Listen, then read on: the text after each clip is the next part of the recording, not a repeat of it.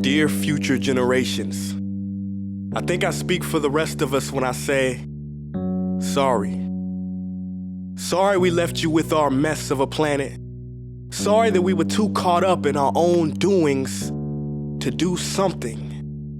Sorry we listened to people who made excuses to do nothing. I hope you forgive us. We just didn't realize how special the earth was. Like a marriage gone wrong, we didn't know what we had until it was gone. For example, I'm guessing you probably know it as the Amazon desert, right? Well, believe it or not, it was once called the Amazon rainforest, and there were billions of trees there, all of them gorgeous, and... Oh, you don't know much about trees, do you?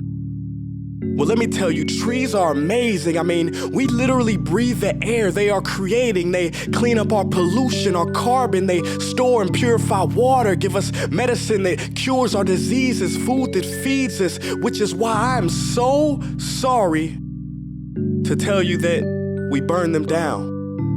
Cut them down with brutal machines, horrific, at a rate of 40 football fields every minute. That's 50% of all the trees in the world gone in the last 100 years. Why? For this. And that wouldn't make me so sad if it weren't so many pictures of leaves on it. You know, when I was a child, I read how the Native Americans had such consideration for the planet that they felt responsible for how they left the land for the next 7 generations. Which brings me great sorrow, because most of us today don't even care about tomorrow. So I'm sorry. I'm sorry that we put profit above people, greed above need, the rule of gold above the golden rule. I'm sorry we use nature as a credit card with no spending limit, overdrafting animals to extinction, stealing your chance to ever see their uniqueness or become friends with them. Sorry we poison the ocean so much that you can't even swim in them. But most of all, I'm sorry about our mindset, 'cause we had the nerve to call this destruction progress.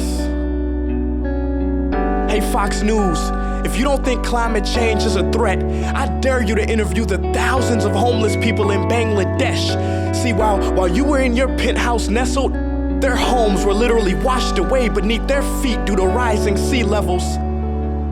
And Sarah Palin, you said that you love the smell of fossil fuels.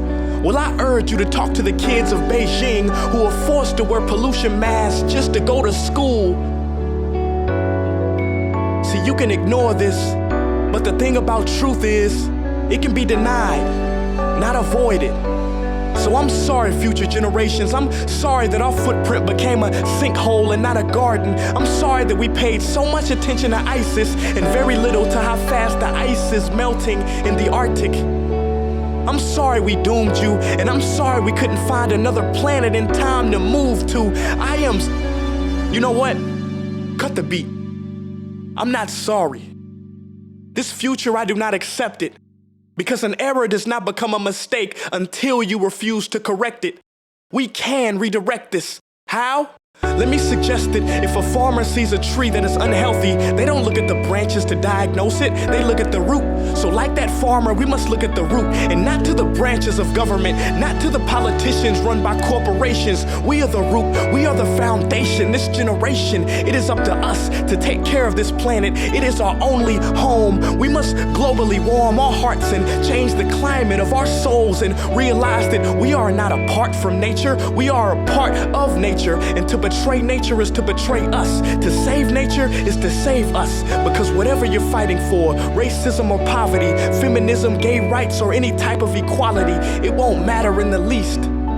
Because if we don't all work together to save the environment, we will be equally extinct. Sorry.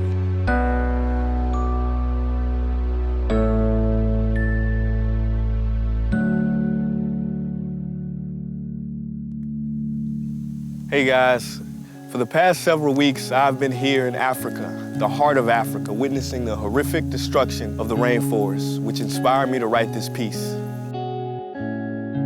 Why are forests being destroyed at such an enormous rate?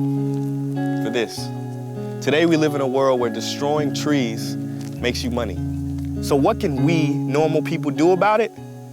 One way to directly fight the destruction is to stand for trees. By standing for trees, not only can you save the lives of trees, help forest communities, and protect the rights of animals to live in their homes, but you will also balance the amount of pollution that you yourself give off with your everyday activities, making you a part of the solution and not the problem. This is the option that I chose.